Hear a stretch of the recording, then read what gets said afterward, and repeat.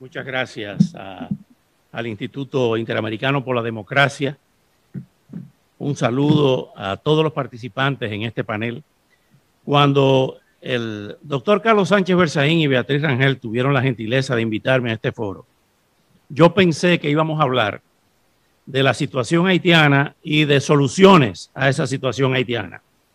Pero nuestra querida amiga, la profesora Mariflores Lindor de la Tortú, ha empezado con una andanada de señalamientos al presidente dominicano Luis Abinader y a los dominicanos. Entonces, en tal sentido, tengo que referirme, aunque sea brevemente, a eso. Lo primero es que la prioridad del presidente dominicano, y yo no vengo aquí a hablar a nombre del presidente dominicano, sino simplemente a aclarar el señalamiento de la profesora, obedece a su compromiso con el pueblo dominicano de preservar la seguridad del pueblo dominicano. Y hoy Haití está en manos de una serie de bandas de narcotráfico, de crimen no organizado, sino desorganizado, comenzando por la 400 Maroto, que es la que tiene secuestrado a los misioneros que están en Haití. Ante esa eventualidad y a esa falta de control de las autoridades haitianas, es que el presidente Abinader tomó la medida de desplegar 11,000 soldados en la frontera para evitar que la desestabilización llegue a la República Dominicana, que tiene sus problemas. Lo que ha dicho el presidente Abinader el pasado mes de septiembre ante el periodo de sesiones de la Asamblea General de las Naciones Unidas es que la República Dominicana no tiene la capacidad, por ser un país pobre, por ser un país del tercer mundo, de aceptar, de asumir la tragedia de un Estado fallido, palabras textuales de él, que existe en Haití. Pero eso no solamente lo dice él. Cuando les decía que pensaba que íbamos a hablar en este foro del presente y el futuro de Haití, pues no pensé que íbamos a hablar del pasado. El pasado es muy complejo, donde la República Dominicana fue intervenida por 22 años por las tropas de Jean-Pierre Boyer, por el escenario insular que fue la española, para que Francia y España pues dilucidaran sus conflictos armados en ese territorio. El tema haitiano es un tema sumamente complejo. Lo primero que tiene que hacer la comunidad internacional, la comunidad hemisférica, es, sin lugar a dudas, buscar una salida inmediata a la inseguridad de Haití, a la inestabilidad social, política y económica de Haití. Pero fundamentalmente, desde el punto de vista de la seguridad, dominar a esas bandas armadas totalmente irregulares que pudieran irradiarse a todo el Caribe. Conversaba hace un rato con el ex primer ministro Laurent Lamothe, donde me señalaba que esa 400 Maroto y las bandas armadas que hoy deambulan por las calles y campos de Haití, en su gran mayoría eran haitianos que cumplieron condenas en los Estados Unidos y fueron deportados a Haití de regreso y continuaron con sus actividades delictivas. Yo creo que no es el momento de recriminaciones, ni decir con un dedo quién es culpable y quién no es culpable. Sobre el tema de la prostitución, de las prostitutas dominicanas que la profesora hizo mención, la prostitución es universal y es la más vieja de las profesiones o de los oficios. De manera que apuntar a un país en ese sentido creo que no es justo y es sinceramente arbitrario. En el caso de Haití, yo vengo a hablar de mi experiencia como corresponsal de guerra durante muchos años y justamente hice unos apuntes de lo que ocurrió puntualmente en un 20 de enero, alrededor de un 20 de enero de 1994, muy cerquita de aquí, en el Hotel Intercontinental, donde con motivo de la conmemoración de la fecha de Martin Luther King, que regularmente fluctúa porque cambian las fechas entre el 15 y el 21 de enero, se determinó ahí por el caucus afroamericano de los Estados Unidos, donde estaba presente Jesse Jackson, y Andrew Young reinstaurar en el poder a Jean-Bertrand Aristide con una intervención militar en Haití por parte de los Estados Unidos. Yo cubrí esa intervención. Yo navegué semanas antes de la llegada de las tropas, el 21 de septiembre, aproximadamente el 21 de septiembre de 1994, en el mes de agosto, en una fragata de los Estados Unidos, nos llevaron de la base de Homestead a la base de Guantánamo, y de ahí navegamos por las costas de Haití, y ahí nos damos cuenta que era inminente la intervención para sacar del poder el triunvirato que presidía Raúl Cedrás, precisamente de madre dominicana, para reinstalar en el poder a Jean-Bertrand Aristide. Ahora bien, en una lista, en una serie de apuntes que yo he hecho, todas las opciones que se han aplicado hasta ahora por parte de Estados Unidos y la comunidad internacional han fracasado. ¿Y por qué han fracasado? Porque el problema de Haití es muy complejo. Han fracasado las intervenciones, han fracasado las ayudas internacionales, han fracasado las opciones de gobiernos provisionales, han fracasado las elecciones y desde luego ha fracasado el tema de la seguridad nacional. ¿Por qué? Porque el enfoque, ahí está la clave, ha sido de poner paños tibios o de darle aspirinas a un cáncer. Darles pastillitas de Tylenol, y la propaganda es gratuita, a un problema mucho más complejo y serio. Haití ha sido tratado como el vecino pobre que hay que ayudarlo porque el pobrecito, pero no lo enseñan para buscar una imagen, una metáfora. No se soluciona el problema estructural.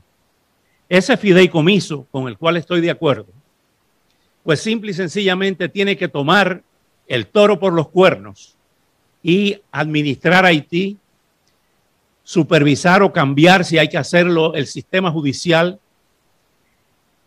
la situación económica, no dejarla en manos de quienes se han repartido las ayudas internacionales, y una administración efectiva que contribuya a crear fuentes de trabajo, a reorientar la economía y las inversiones para evitar que el haitiano se vaya de su país.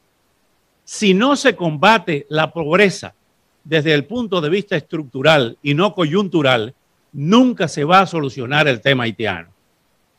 Estando yo en esa reunión del mes de enero de 1994 en el Hotel Intercontinental, lo que estaba escuchando me dejaba con la boca abierta. ¿Por qué? Porque supeditaron ese caucus afroamericano, sus opiniones y sus soluciones a la política interna de los Estados Unidos en ese momento de la administración de Bill Clinton. Y si ese es el enfoque y el criterio, pues no se pensaba en buscar una solución a Haití, sino en una solución que beneficiara el partidismo político en la política interior de los Estados Unidos. Un gran error que se criticó en ese momento, estando yo en el Hotel Montana con el hermano de uno de los panelistas, el gran amigo Franz Voltaire, y el arquitecto Leslie Voltaire, que está aquí en el panel. Y lo comentamos en ese momento. Él estaba colaborando con el primer ministro Robert Malval. Y yo le dije, ¿qué tú opinas de este error de eliminar el ejército haitiano? Y se quedó mirándome y me dijo, qué buena observación. Fue un error tratar de repetir la solución panameña, donde se eliminó el ejército de Manuel Antonio Noriega, porque se estaba conformando ahí un narcoestado. Querer utilizar la misma fórmula con Haití. ¿Qué pasó? Que esa eliminación del ejército nos ha traído a lo que estamos viviendo hoy en Haití, donde bandas armadas controlan el país. Sin instituciones, aunque sean débiles, la política debió ser mejorar ese ejército y no abrir a Haití al narcotráfico y al caos y a la anarquía que se está viviendo hoy. De manera que ha sido una serie de errores. Pocas veces se ha visto en la historia de América una concatenación de errores de todas las administraciones norteamericanas y de la gran irresponsabilidad de los gobiernos de Francia y de Canadá, de hands-off, para no tratar de solucionar enormemente la crisis haitiana. No podemos olvidar, mi querida profesora,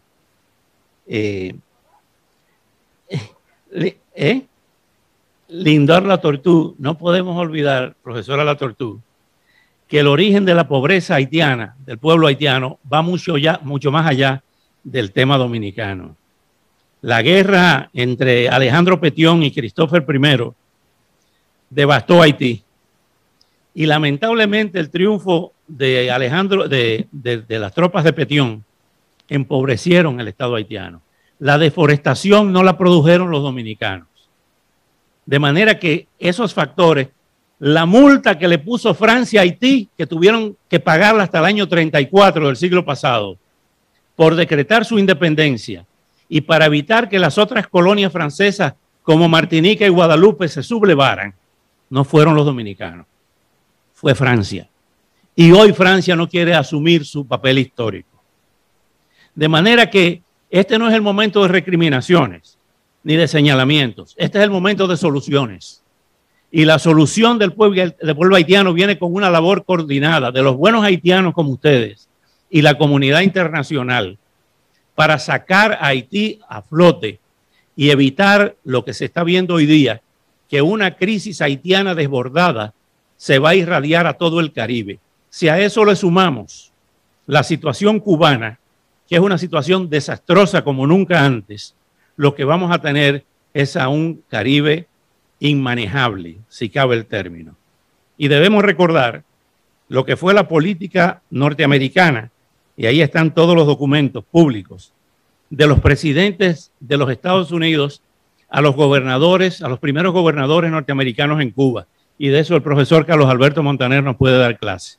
De hecho, tiene muchos ríos de tinta publicados en este sentido, que la frase de las autoridades norteamericanas para el caso cubano es "Keep Cuba quiet", mantengan a Cuba tranquila. Y todavía en eso están los diferentes gobiernos republicanos y demócratas con relación a Cuba. Viví lo del año 94, el caso de los balseros haitianos que eran devueltos a Haití, el caso de la entonces fiscal Janet Reno, que cuando estaban en Guantánamo, yo los fui a visitar a Guantánamo junto con los cubanos, y recuerdo aquellas manifestaciones dentro de la base de Guantánamo de los haitianos diciendo: no mandé así, pedimos asilo, demandamos asilo. Y todo eso fue tratado con paños tibios. ¿Por qué no aceptaban a los haitianos aquí en la Florida en ese entonces? Para volcarlos en República Dominicana y crear más desestabilización y desigualdad. Quiero finalizar con un dato que yo creo que es fundamental, que no se ha mencionado hoy aquí. La isla La Española, que es el nombre original, tiene poco más de 76,000 kilómetros cuadrados, 2/3 de la isla de Cuba. Y Haití tiene 11 millones de habitantes y República Dominicana poco más de 11 millones. Ahí, en ese elán vital, hay más de 22 millones de seres humanos. Cuba, que tiene 111,111 kilómetros cuadrados, tiene apenas 11 millones, la mitad de esa población. Ustedes me van a decir que ese no es un factor clave, fundamental, esencial para comprender ese drama de la isla de La Española y no estar recriminándonos ni culpando a nadie, sino simple y sencillamente tratando de buscar soluciones. La comunidad internacional tiene un compromiso esencial, fundamental y determinante para sacar a Haití a flote. Primero, pacificando ese país, acabando, arrasando con esas bandas criminales, reconstruyendo un ejército efectivo donde haya colaboración y asesoría internacional de los organismos de inteligencia, detener el narcotráfico. Otro punto esencial es la creación de fuentes de trabajo, de proyectos estructurales con ayuda internacional, pero supervisada por esos donantes. Y creo que por ahí iremos hacia una luz al final del túnel. Nadie quiere que Haití desaparezca, nadie quiere invadir Haití nuevamente para no buscar soluciones. La República Dominicana no va a invadir Haití, esa no es la idea ni la solución, pero simple y sencillamente tiene que preservar su territorio y su seguridad. Muchas gracias.